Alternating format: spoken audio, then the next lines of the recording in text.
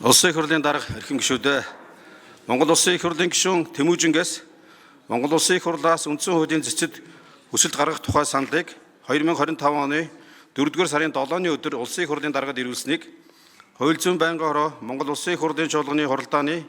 дэгийн тухай хуулийн 88 дугаар зүйлийн 88-ийн 1 дэх хэсэг заасны дагуу 2025 оны 4-р сарын 9,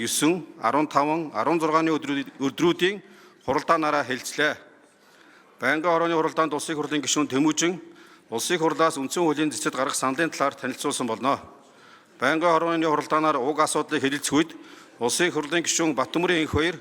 Улсын их хурлаас үндсэн хуулийн зэцэд хүсэлт гаргах саналыг хэлэлцэж байгаа нь шинэ үндсэн хууль батлагдсанаас хойш анхны тохиолдол учир энэхүү асуудалд улс суурьтай хандаж байнгын хорооны болон нэгдсэн хуралдаанаар хэлэлцэхдгийг анхаарах шаардлагатай талаар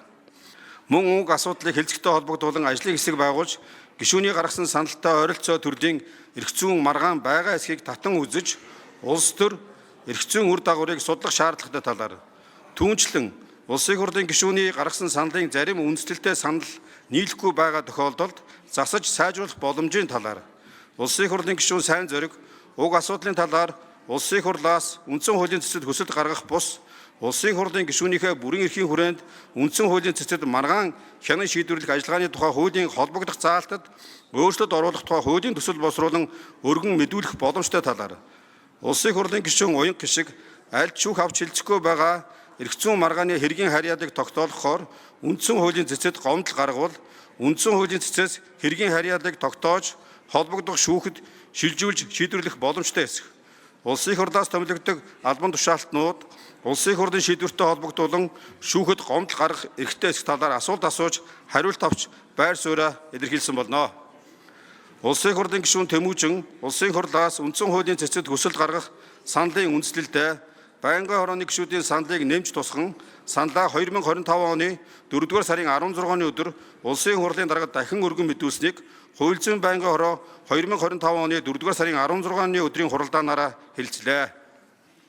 Монгол Улсын их хурлаас үндсэн хуулийн зэцэд хүсэлт гаргах Улсын их хурлын гишүүний саналыг байнгын хорооны хуралдаанд оролцсон гишүүдийн олонх буюу 80% нь дэмжсэн болно.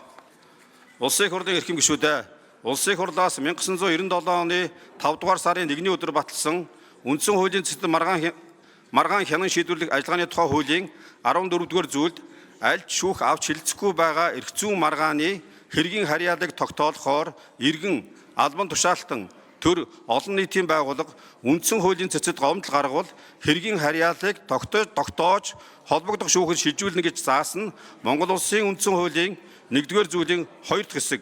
64-р зүйлийн 1-2 дахь хэсэг 66-р зүйлийн 2 дахь хэсэг 70-р зүйлийн 1 дахь хэсгийг тус зөрчсөн гэх үндсэлтэй талаарх Монгол Улсын их хурлаас үндсэн хуулийн зэцэд хүсэлт гаргах Улсын их хурлын гишүүний саналыг хэлэлцсэн Хууль зүйн байнгын хорооны саналт өгнөлтийг хэлэлцэн шийдвэрлэж өгөхийг та бүхнээс хүсье. Анхаарал хандуулсанд баярлалаа.